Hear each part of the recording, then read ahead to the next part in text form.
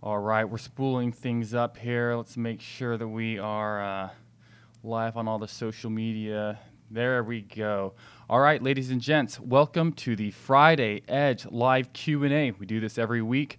My name is Kylan Hurt. I'm a front-end developer for Edge, and I'm joined by another front-end developer off to my left, Mr. Alan Hijack. How's it going, Alan? It's going pretty good. How you doing today? I'm doing great. I think there's a lot of things for us to discuss today, and especially if those of you out there in the audience, which we're we're live on Facebook, Twitter, and YouTube.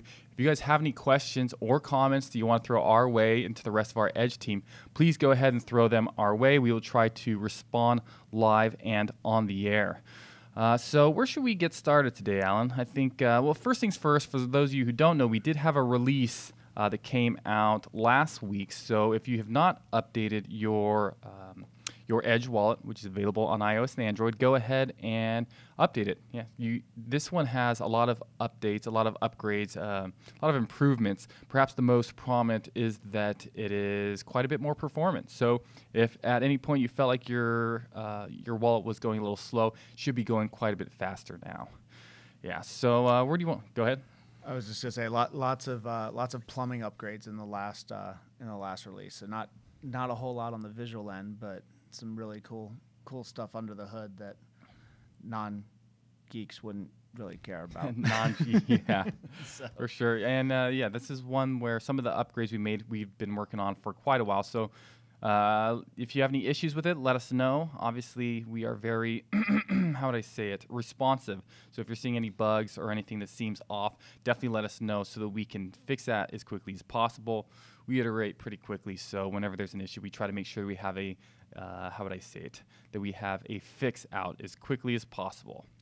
On top of that, if there's stuff that you want to see in the app, there you go. We are market responsive. So the more of you that have suggestions, hey, do you want to support this or that? There's this exchange we want worked in. Let us know. And really, that's what drives a lot of the decisions in our releases is what do you guys want to have in the app? So we're here for suggestions. Yeah, we're very responsive. Okay, so where should we start off? I mean, there's a bunch of different... Dude, I'm excited about April 12th. I got to be honest. My God. I mean, I know we shouldn't lead off with this, but I think this is the most important thing ever because crypto is finally mainstream.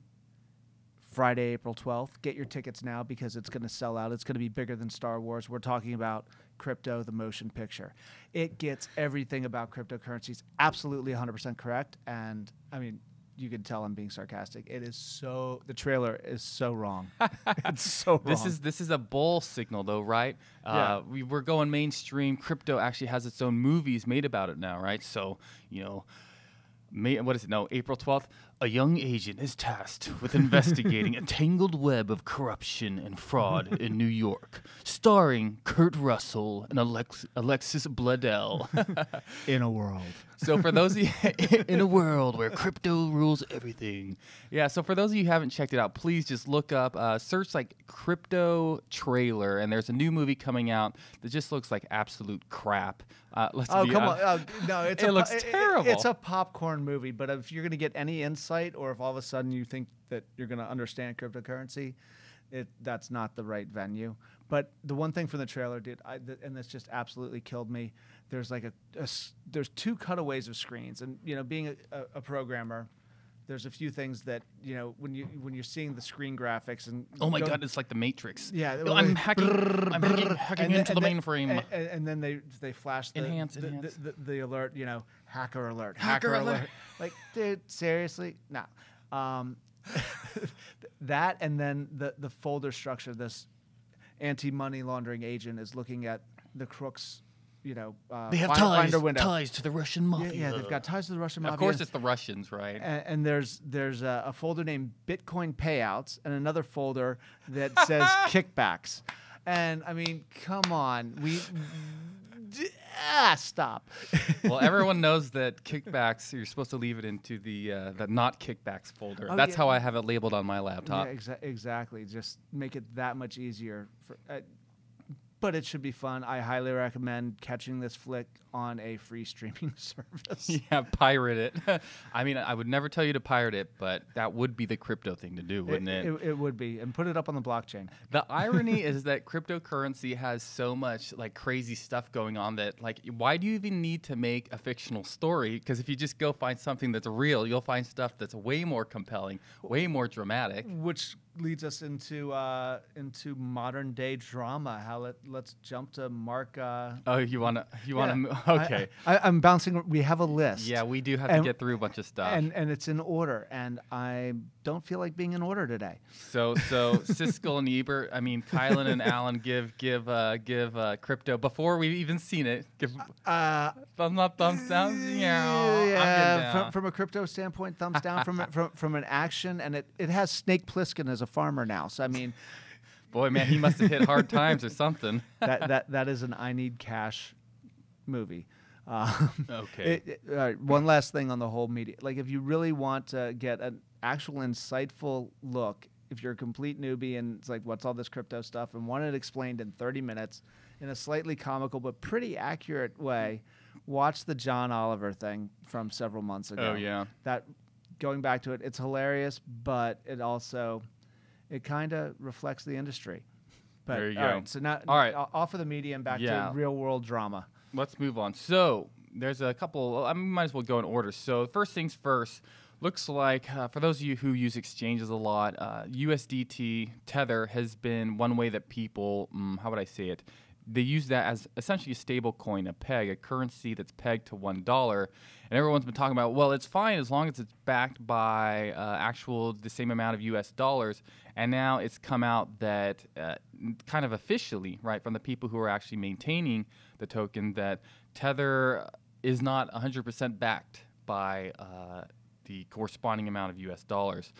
So I don't know if that means that it's backed, just not quite with that much money, or I don't know if they've given details on how much of it is backed. But all of a sudden, this was a trusted setup. So now we're in a spot where we're asking ourselves, well, should we be trusting someone who's not really backing the token accordingly, right? Accurately. My answer on that is no. I mean, if you're selling something that is, hey, this is 100% backed by dollars, and you can trust that if you could physically take your stable coin, your Tether, and go and exchange it for dollars, that money should be there.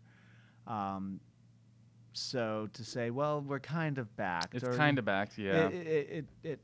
It's a horrible metaphor for everything else that's wrong with the whole financial markets and right. Yeah. Go ahead.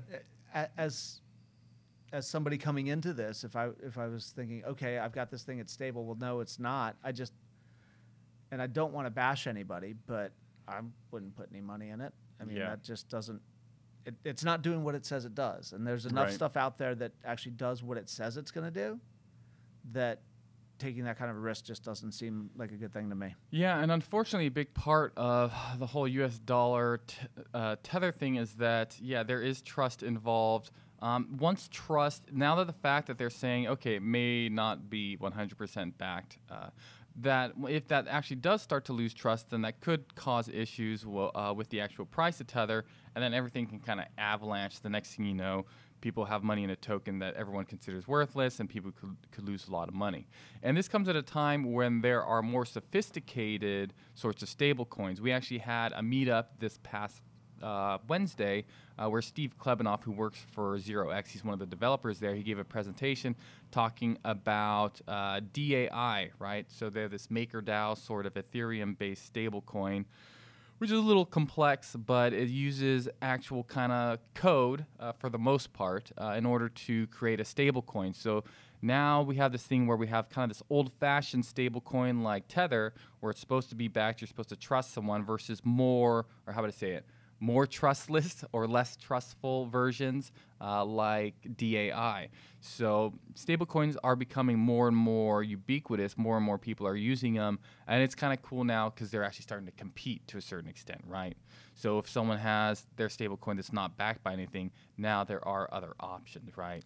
I would trust the math over Joe Blow. Over Joe Blow, yeah, over people. Yeah, exactly. I love people to death, but time and time again, we find that they are not always reliable.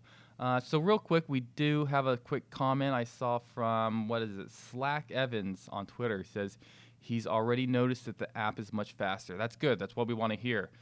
So we are going to continue optimizing things as much as we can. A lot of that work for optimizing the speed goes to, we are a team, but honestly, William Swanson, our chief architect, that was his baby. He's been working on months to get things faster, and it is quite a bit faster. The phone is doing a lot of, some pretty involved encryption and decryption, right? Because we're securing your data. So on something like a mobile phone, that takes up a lot of processing power, it takes time. So trying to balance your security with making sure that things are usable has always been a bit of a challenge. But it's a challenge we're willing to take on at Edge, right? Well, since we're open source, this is also for the programming geeks out there, because what William did is pretty impressive, and what he was successful in doing on the app is, because we're a JavaScript app with React Native, JavaScript just runs on one thread and one core processor on your phone. And he was able to go ahead, and now we have a multi-threaded app. So it's actually, from a programming geek standpoint, it was pretty impressive. And so, like, if you want to, take a look at the code and see what he's done, because again, we're open source, so that's out there. Yeah. So we use something called React Native, which is a JavaScript library. It's essentially code that's maintained and was created by Facebook. So a lot of people use React Native, and William's solution for being able to have essentially multi-threaded applications with React Native. I don't know if there's too much other stuff out there, so it'd be cool to see if other people start using it as well, and if so, maybe they can optimize it as well. So there's definitely some bleeding edge stuff going on here at Edge.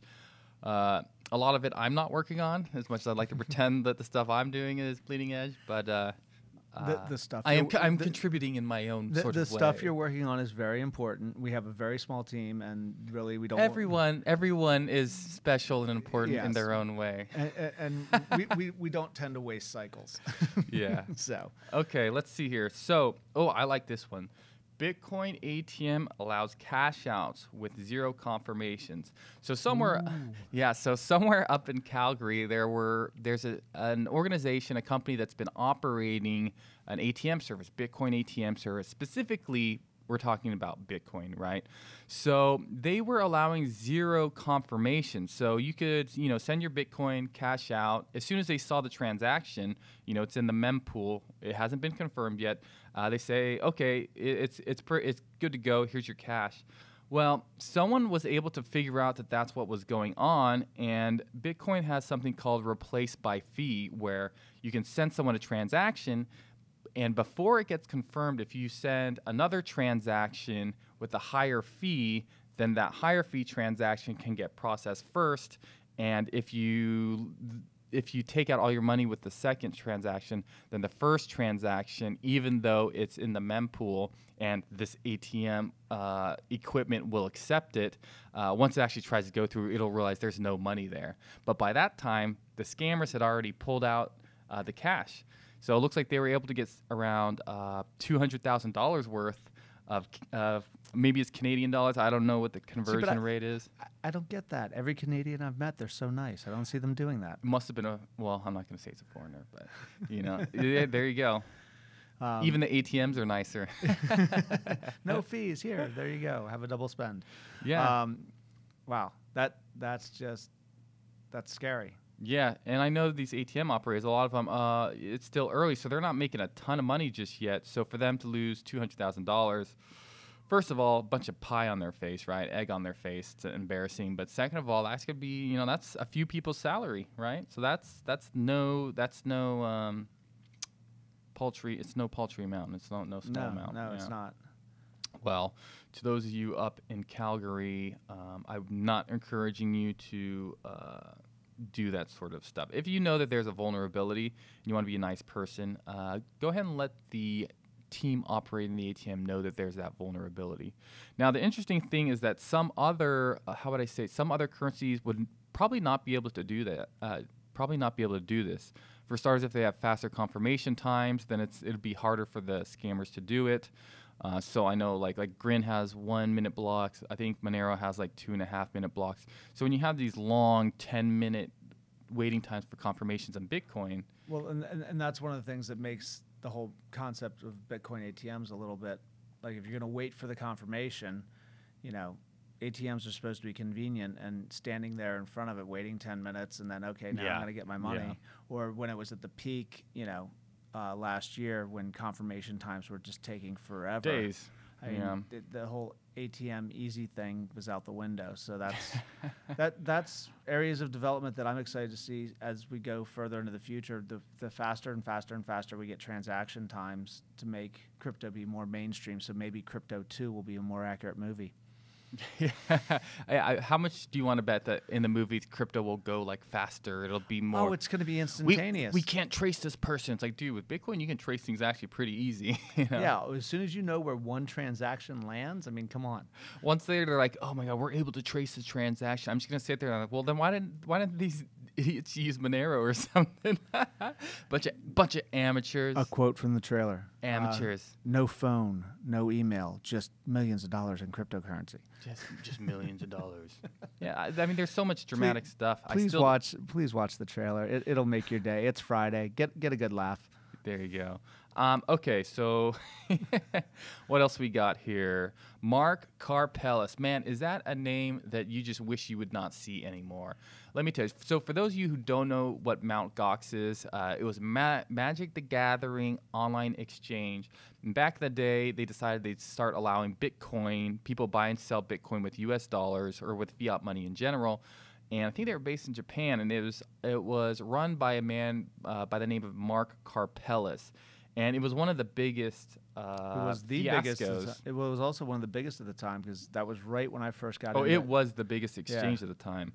When I got into cryptocurrency, that was the one. And it would seem complex, and it was right at the meltdown time, and that's when Coinbase launched. Right. It was right around there. So it was like, okay, well, I'll try this Coinbase thing because that just looks funky. And so sorry to interrupt. Yeah, no, so they had multiple issues, and yeah, essentially they had probably, even to this day, it might be considered the biggest meltdown, because they had, I think, either a hack or multiple hacks that occurred that were exploited. You know, these vulnerabilities were exploited in their wallet, so they were losing money, and they were not telling anyone that they were losing money. They were trying to find ways to fix it, and they couldn't fix it, but they weren't telling everyone that, hey, we're not solvent. And then finally it all comes crashing down at some point when it gets exposed, and they can't let people pull out any Bitcoin anymore because there is no Bitcoin left. So Mark Karpellis was the CEO who was in charge at the time.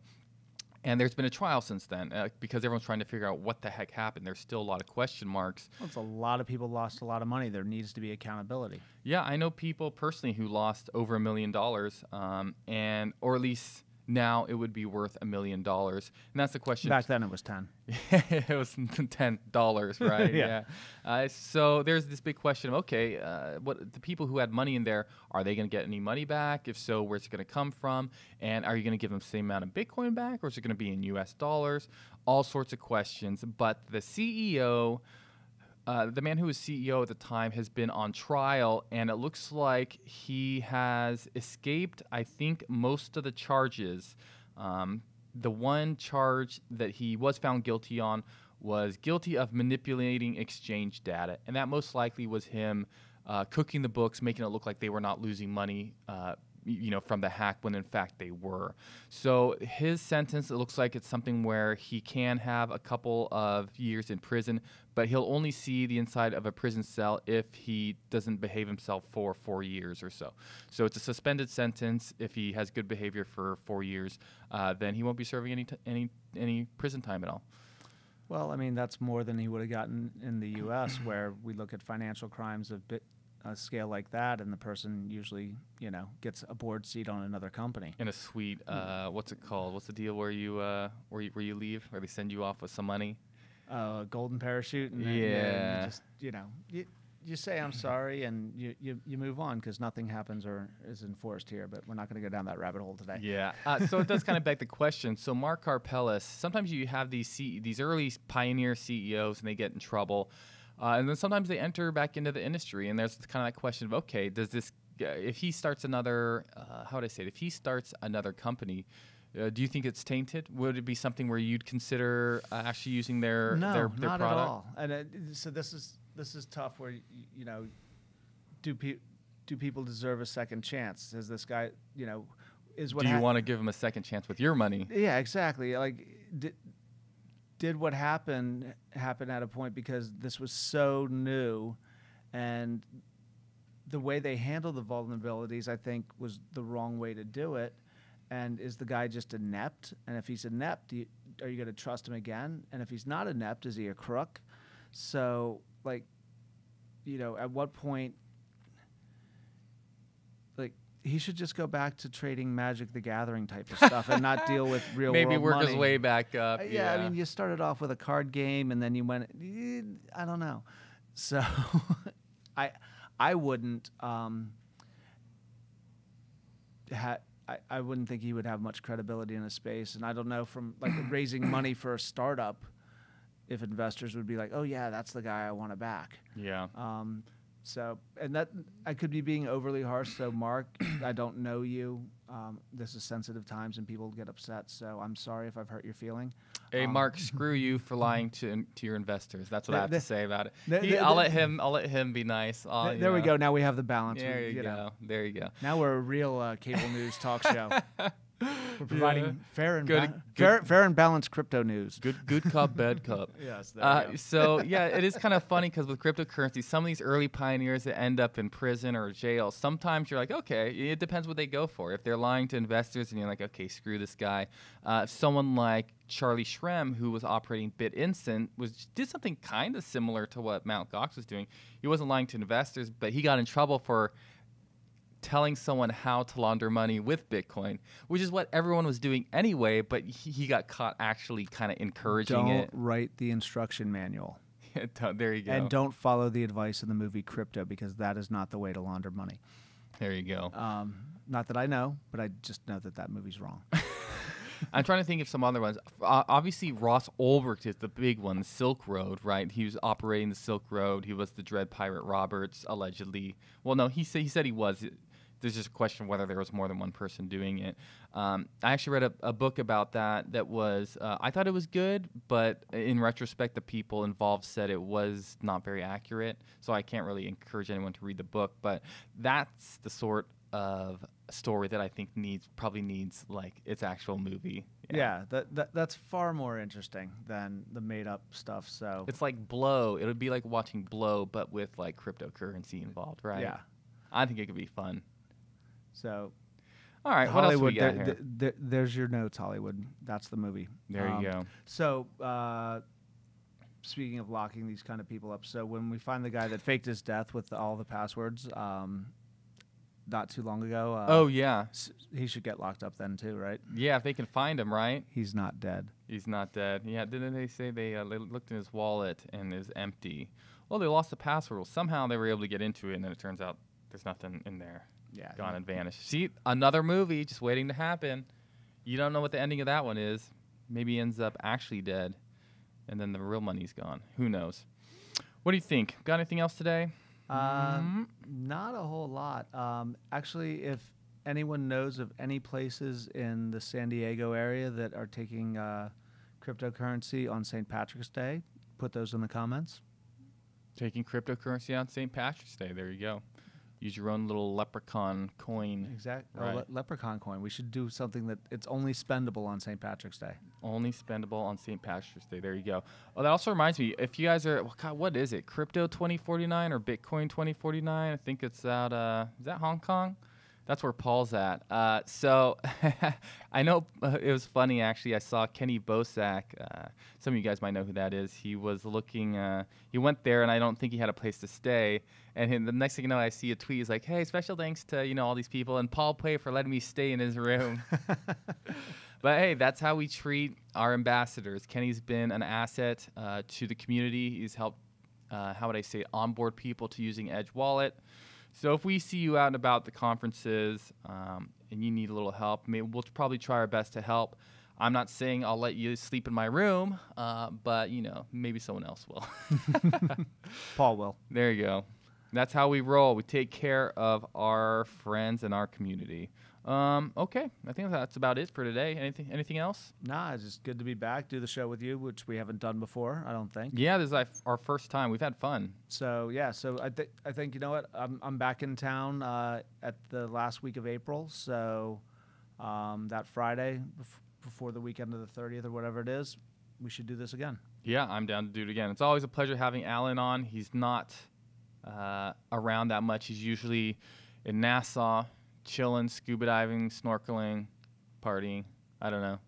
Just island life, man. The island life. the dude island version. Yep. Okay, so we do this every Friday. So if you guys want to hit us up on Twitter, Facebook, Telegram. Are we on Telegram? Yeah, we're on Telegram. We're on Slack. We're pretty much everywhere. And if you have any questions, feel free to send them our way, even if we're not doing the live broadcast at that moment, because we will get to your comments and your questions when we actually do the live Q&A. And if you're having support issues, contact our support team. Those guys are great, and they're on top of it, so they will help you with any questions or problems that you're having.